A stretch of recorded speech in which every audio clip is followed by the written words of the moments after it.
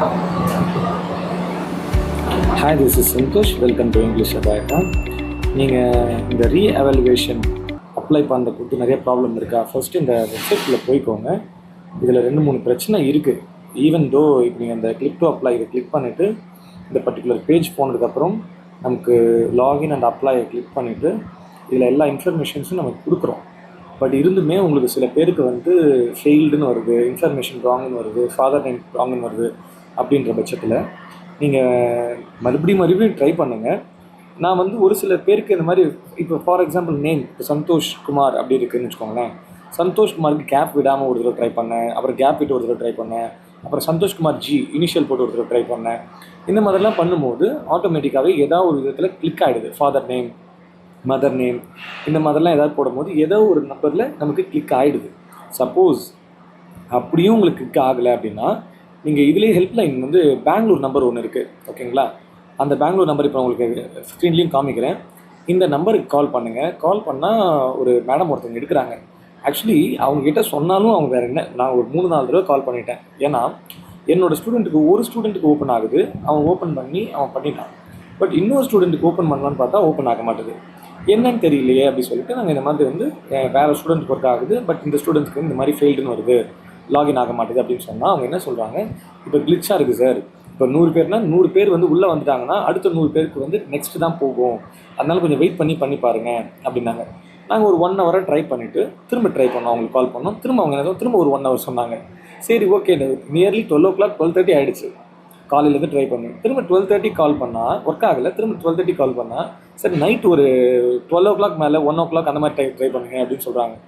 இந்த மாதிரி ட்ரை பண்ணுறது எதுக்கு நீங்கள் இந்த போர்ட்டில் இப்படி வச்சுருக்காங்கன்னு சிபிஎஸ்சின்னு எனக்கு சத்தியமாக தெரியல. ஸோ இந்த அளவுக்கு மோசமாக தான் இருக்குது, வேறு ஒன்றும் பண்ண முடியாது. அந்த பிரச்சனையாக இருக்குது. நம்ம என்ன பண்ணுறதுன்னு வேறு வழி கிடையாது. இதை நம்ம தாண்டி போய் தான் ஆகணும். மன உளத்தில் தான் போடுவாங்க. ஈவன் ஒரு ஸ்டூடெண்ட் என்ன சொல்கிறான், ரீவேல்யூஷனே வேணாம் சார்ன்னு சொல்லி கோமாயே போயிட்டான். இதில் சிபிஎஸ்சி இதை இன்னும் கொஞ்சம் என்னன்னு பாருங்கள். தேவையில்லாமல் வந்து இந்த மாதிரி அப்ளை பண்ணணுன்னு நினைக்கிற ஸ்டூடெண்ட்ஸ்க்கு இவ்வளோ ஒரு மன உளைச்சலை கொடுக்காதீங்க. ஒன்ஸ் லாகின் ஆனதுக்கப்புறம் நீங்கள் வந்து பார்த்திங்கன்னா எவாலுவேஷன் போய்ட்டு இந்த இடத்துல இப்போ பர்டிகுலர் பர்சன் மேக்ஸ் மட்டும் தான் நம்ம பண்ண போகிறோம், ஓகேவா? இந்த மேக்ஸை நம்ம கிளிக் பண்ணிக்கணும். இது வந்து பார்த்திங்கன்னா உங்களுக்கு வேறு ஏதாவது எரர் இருந்ததுன்னா இந்த ஃபஸ்ட்டு இருக்கக்கூடிய ரீஎவாலுவேஷன் 1 அதை கிளிக் பண்ணிக்கலாம். பட் நமக்கு இது பார்த்திங்கன்னா நம்ம ரீஎவாலுவேஷன் மட்டும் தான் போகிறோம். ஸோ அதை கிளிக் பண்ணிவிட்டு நம்பர்ஸ், அதாவது என்ன கொஷின் கொடுக்க போகிறோம், என்னென்ன கொஷின்ஸ் அந்த என்னென்ன விதமான ஆன்சர்ஸ் அப்படின்றத நமக்கு ரிமார்க்ஸ் கொடுக்கணும். ஃபஸ்ட்டு கொஷின் நம்பர் நீங்கள் பார்க்கலாம், இங்கே கொஷின் நம்பர் கொடுக்கணும். அடுத்து page number and mark obtain, நம்ம என்ன மார்க் வாங்கியிருக்கோம் அவங்க போட்டிருக்காங்க. ஃபார் எக்ஸாம்பிள் கொஷின் நம்பர் 5க்கு பேஜ் நம்பர் 3ல் அவங்க கொடுத்துருக்கிறது 1 மார்க்னு வச்சுக்கோங்களேன், அது 1 போட்டுருணும். அதுக்கடுத்து உங்களுக்கு எத்தனை மார்க் வேணும், மார்க் கிளைமிங், ஓகே நம்ம என்ன கிளைம் பண்ணுறோம் அப்படின்னு சொல்லிட்டு 1 மார்க்கு, ஆனால் நான் 3 மார்க் கிளைம் பண்ணுறேன் அப்படின்றத கொடுத்துடணும்.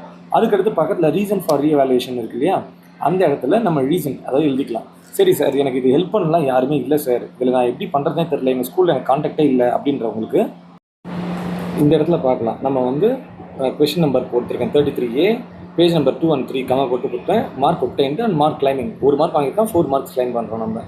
ஸோ இந்த மாதிரி தெளிவாக கொடுத்துடணும்.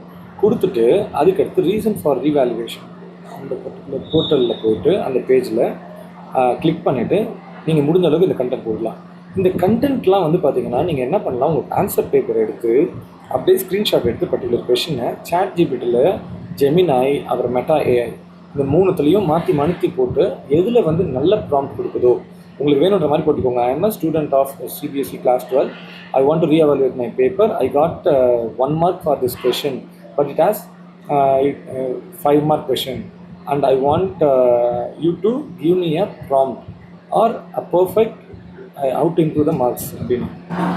ஒன்ஸ் உங்களுக்கு வந்து ப்ராப்பரான ஒரு இன்ஃபர்மேஷன்ஸ் வந்துருச்சு, நம்ம என்ன வந்து ப்ராம்ப்ட் கொடுக்கலாம் அப்படின்னு வந்துருச்சுன்னா தெளிவாக அந்த ப்ராம்ப்டை கொடுத்து அதை டைப் பண்ணிக்கோங்க. காப்பி அண்ட் பேஸ்ட் பண்ண முடியாது.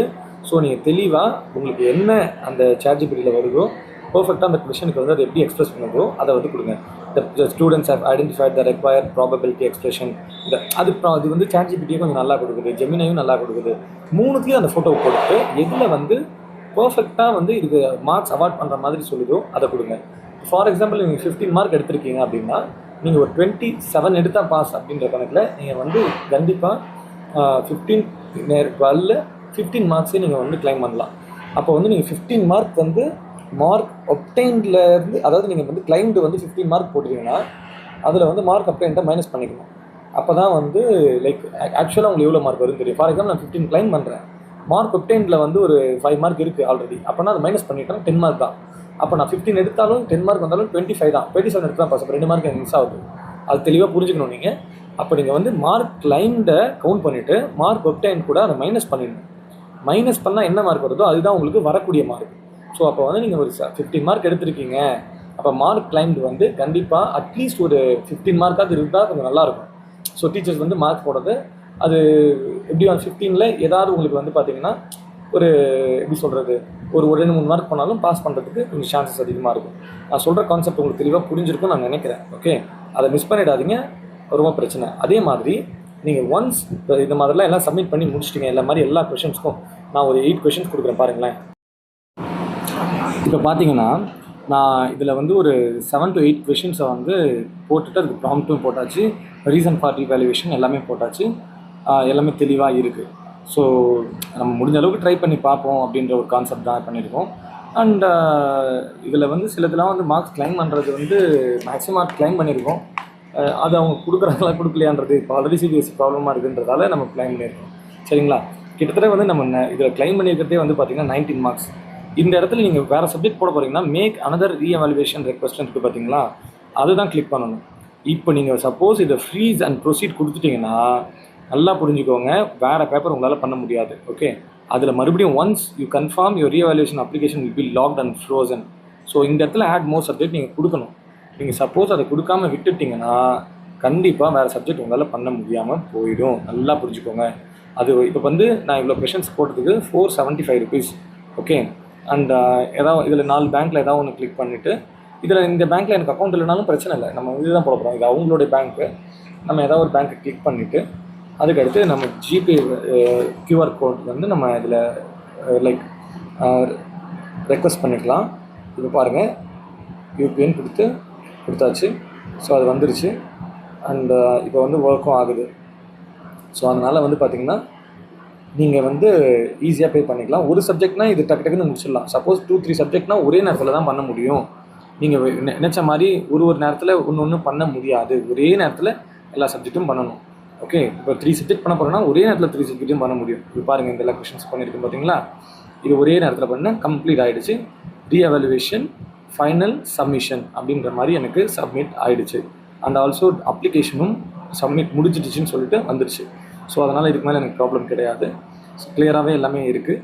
நீங்களும் புரிஞ்சுக்கோங்க. தயவு செஞ்சு நீங்கள் மோர் தென் 1 சப்ஜெக்ட் பண்ண போகிறீங்கன்னா அந்த இடத்துல ஃப்ரோசனுக்கு பதிலாக add 1 more subject, add additional சப்ஜெக்ட்ன்றதை கிளிக் பண்ணுங்கள். தேவையில்லாமல் இந்த பிரச்சனையில் மாட்டிக்க போகிறீங்க, அது உங்களுக்கு பெரிய பிரச்சனையாக போயிடும். அண்ட் ஆல்சோ இதை உங்களால் ஒன்றுமே பண்ண முடியாது. ஈவன் என்னோடய ஸ்டூடெண்ட் ஒருத்தருக்கு இது மாதிரி ஆனதால் சென்னை ஆர்ஓ ஆஃபீஸ்க்கு, சிபிஎஸ்சி ஆர்ஓ ஆஃபீஸ்க்கு போனால் அவங்க ஒன்றுமே ரெஸ்பான்ஸ் இல்லை, சுத்தம் வேஸ்ட்டு. ஈவன் அவங்க வந்து சொல்கிறாங்க, எங்களால் நாங்கள் வந்து சும்மா இது தாங்க வச்சுருக்கோம் அப்படின்னு சொல்லிட்டு. அதனால் பண்ணும்போது